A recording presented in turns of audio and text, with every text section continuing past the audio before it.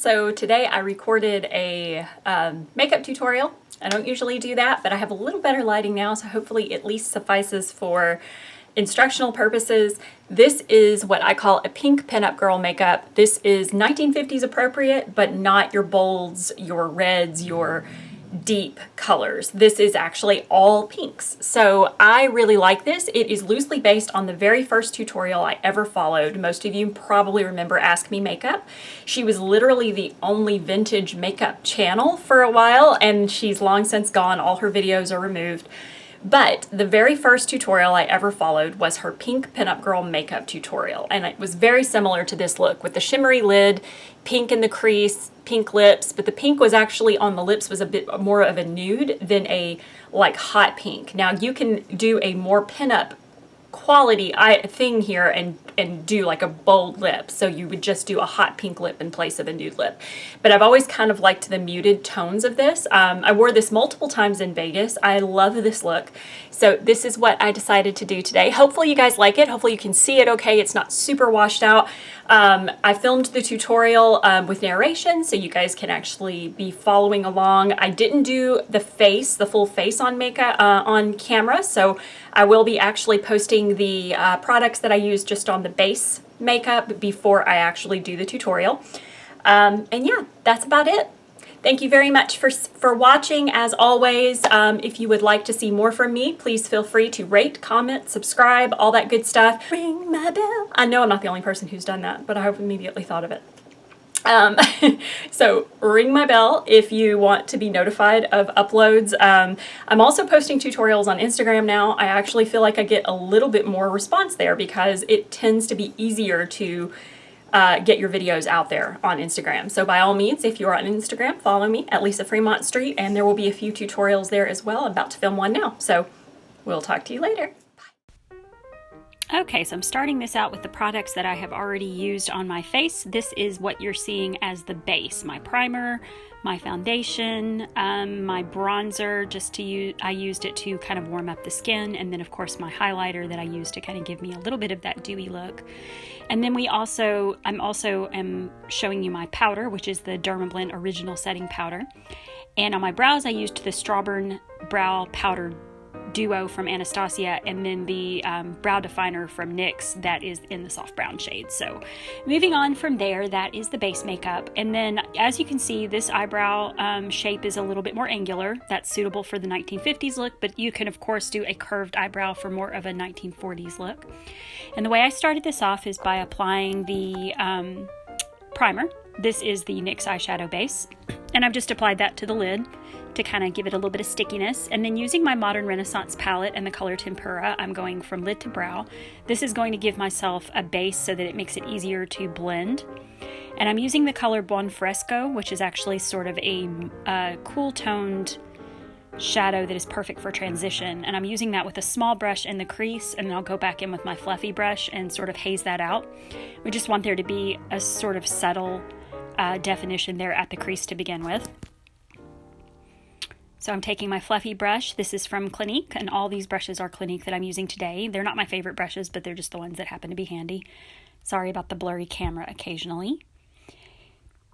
So after I get that transition shade sort of balanced out, then I'm going to take that small brush again, and I'm going to take the color Venetian Red, which is sort of a burgundy-ish pink, and I'm going to apply that to the outer V, just with a patting motion. And the reason I'm using this deeper red color is because when it hazes out and when it blends out, it's going to look a lot more like a pink, as opposed to using a lighter pink to start. You won't get as much definition. Using a dark shade like this makes it easier to maintain definition while still getting a good pink shade.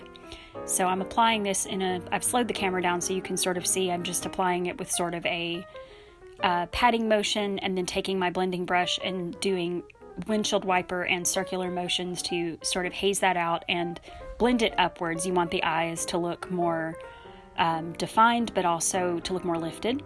So blending upwards helps with that lifted look.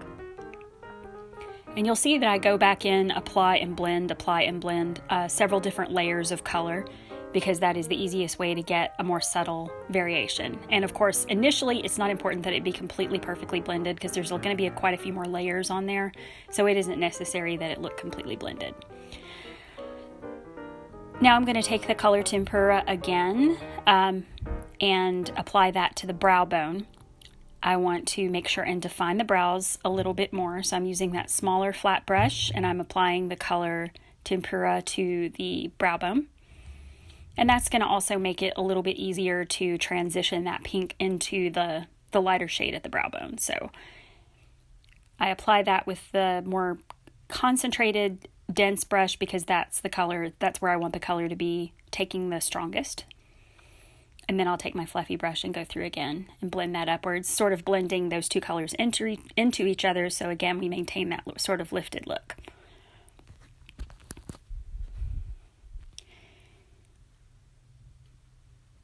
And then I'm going to take the shade called Vermeer. This is a very shimmery pink, and I'm going to apply that just to the lid and to the inner tear duct area. We want to try to keep that as crisp as possible without going with a cut crease because that's not what I was after here. But what I'm doing is just kind of patting it onto the lid to give my eyes as much shimmer as possible on the lids themselves. And then I'll take my fluffy brush and I'll blend that together a little bit better later. And I'm using a brown liner just to define the eyes just a little bit on the bottom and on the top. On the top, you'll see that I'm sort of just filling in the gaps between my eyelashes to give them a little thicker appearance. So it's not a real obvious line on the top, and there I've gone and messed up my face. So apologize for that. But anyway, then I take that same kind of reddish color, that Venetian red, and just do a little bit more at the crease to give myself a little bit more definition there. And I'm just going to blend that with a fluffy brush. So I've gone through and added color back and forth just a few more times to sort of get the look that I'm wanting. And of course, this is all subjective, so do what you like. I'm using a brown liquid liner now for the wing. This brown liner is one that I got in my Ipsy box, and it is terrible. So please don't use this liner. It has sort of a grayish tone instead of a brown, which I don't like, but I didn't want to go with a black in this particular case. So I have gone ahead and just used this liner this time, but I don't enjoy it. And I probably, if I had it do over again, would just use a brown eyeshadow with some water just to kind of give myself a little bit more of a brown appearance instead of a gray appearance, because I'm not crazy about it. But the shape of this liner is a little bit more like a 1950s shape. It's a little thicker, just a little bit more of a triangle as opposed to a longer defined wing. And these eyelashes are very inexpensive ones that I got from TJ Maxx, but I love the shape of them. They're very long at the outer corner, and I'm actually cutting off about 1/4 of an inch of the outer corner so that they become more of a 3/4 lash. And now I'm applying my mascara to prep for the eyelashes. I always do my mascara first because I get a little bit more life out of my lashes that way.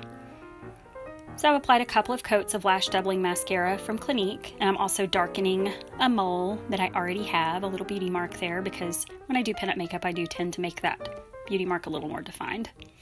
And I'm letting the lashes set. I've put the glue on the lashes and I'm letting them set, and while I do that, I am putting on my blush. This is the Heather Pot blush from Clinique. It's a very nice rosy color, and I'm using quite a bit of it. You want to make sure that your cheeks are very rosy and pinup appropriate. So feel free to be a little heavier on the blush with this look. And then I'll go back to the lashes. And I'm just applying them, like I said, to the outer edge of the eye. So they're not a half lash, they are a 3/4 lash. And I feel like they give you a really great little doe eye lift. And you'll see my glue is still showing right now, but that's sort of the lay of the land. It takes a while for Duo to dry. And I'm putting a pinkish red lipstick called Ginger Flower on my top lip only, and then taking another Clinique lipstick called Toasted Rose, and applying that to the bottom lip because one was too pink and one was too nude. So together, they're perfect.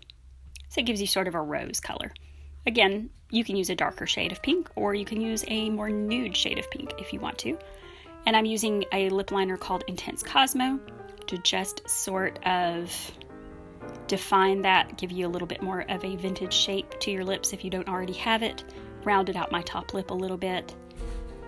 And then I'm going to also add a gloss, just a little bit of a rosy gloss in the center of the bottom lip only to give you a little bit more of a pout and accentuate that. And then I will also go back in with that crappy liner and cover up any glue that is still visible. Sometimes it dries completely clear, and then sometimes, kind of depending on the thickness of the lashes, it just doesn't dry as clear as I like. So I'll just go through and color in those areas.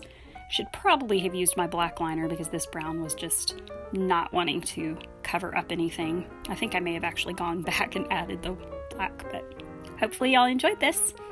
And let me know if you try it. Tag me on Instagram or wherever you put it, and we'll see you later.